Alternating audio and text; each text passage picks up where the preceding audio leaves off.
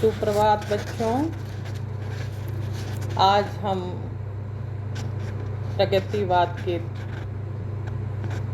दूसरे कालांश में आगे की चर्चा करेंगे। कल हमने देखा कि किस तरह साम्यवादी विचारधाराओं ने हमारे साहित्यकारों पर, कथाकारों पर प्रभाव डाला और उन परिस्थितियों ने जो है वो सामाजिक जीवन को भी चेतित किया। अब हम आगे जो प्रवृत्ति की बात कर रहे हैं उसकी चर्चा करेंगे। वो है कि ईश्वर और धर्म के प्रति जो आस्था थी वो उसका किस तरह का दृष्टिकोण था उसके प्रति, वो नए दृष्टिकोण की। बच्चों, मार्क्सवाद में ईश्वर और धर्म के प्रति आस्था व्यक्त की गई, पर नारी के प्रति जो है यथार्थ दृष्टिकोण पर भी बल दिया गया।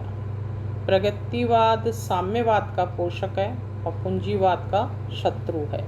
वह जीवन के प्रति एक नवीन जो है दृष्टिकोण है जिसमें सर्वहारा एवं जनवाद को जो महत्व मिला है, उसमें प्रगतिवाद की जो चेतना है उसने मार्क्सवाद के आलोक में उसे देखा, परखा और अपने साहित्य में उसे एक नए रूप में इस धर्म और ईश्वर की आस्था को जो है मानवीय दृष्टिकोण से जोड़ा।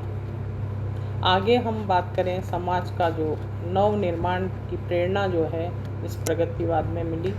प्रगतिवादी कवि समाज के नव निर्माण की प्रेरणा देते हैं और उस सामाजिक व्यवस्था को नष्ट करना चाहते हैं जिसकी नींव शोषण पर टिकी हो।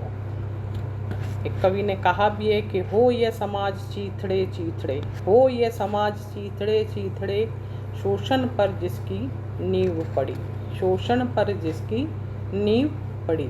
उन ऐसे समाज को वो जो है खंड खंड कर देना चाहते हैं जिसने शोषण जो है प्रवृत्ति को और भी जो है दमित कर दिया हो। ये रूढ़ियों के विरोधी हैं। जो भी पुराना पड़ गया है उसे नष्ट हो जाना चाहिए, इस बात के वो प्रवर्तक रहे। तभी नवीन जीवन मूल्यों का उन्होंने विकास किया और पंत जी ने अपनी पंक्तियों में, जो कि हम नए पत्ते के रूप में उनकी कविताओं में देखते हैं कि धूर्त झरो जगत के जीर्ण पत्र, धूर्त झरो जगत के जीर्ण पत्र, हे शुष्क शीर्ण हे त्रस्त ध्वस्त, हेम ताप पीत मधुवात भीत, तुम वीत राग जड़ पुराचीन। मतलब उन पुरानी रूढ़ियों का,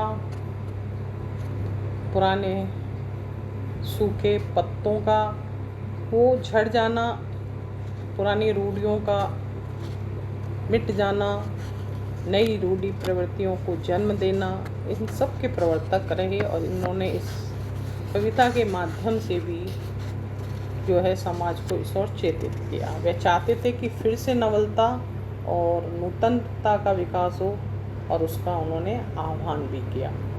गा कोकिल वर्षा पावक गण, गा कोकिल वर्षा पावक गण, नष्ट भ्रष्ट हो जीर्ण पुरातन, नष्ट भ्रष्ट हो जीर्ण पुरातन। कोयल को वो कहते हैं कि तू गा, किसके लिए?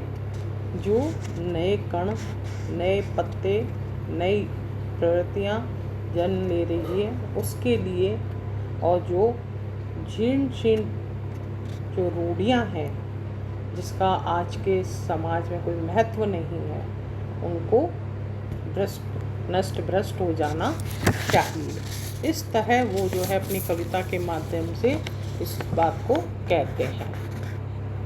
अगली जो बात इस काल के कवियों की रही वो थी वर्ग विहीन समाज की चेतना।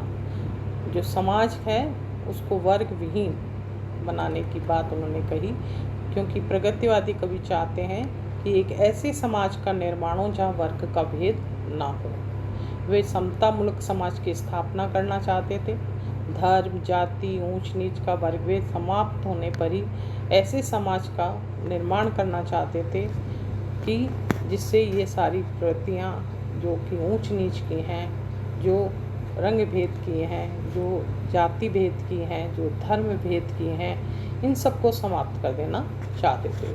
प्रगतिवादी कवि इस व्यवस्था को भी नष्ट करना चाहते थे जो अमीरों के कुत्तों को तो सुविधाएं भोगने के मौका दें और गरीब लोगों को जो है वो भूखे पेट सोना पड़े, रोना पड़े।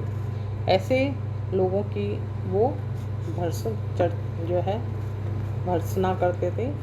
उन्होंने अपनी पंक्तियों में भी लिखा, श्वानों को मिलता दूध वस्त्र, श्वानों को मिलता दूध वस्त्र, भूखे बालक अकुलाते हैं, माँ की छाती से चिपक ठिठुर जाड़े की रात बिताते हैं।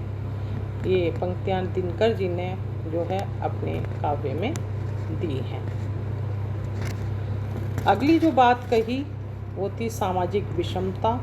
उसका भी विरोध किया उन्होंने। सामाजिक विषमता को दूर करने पर प्रगतिवादी कवि ने विशेष बल दिया।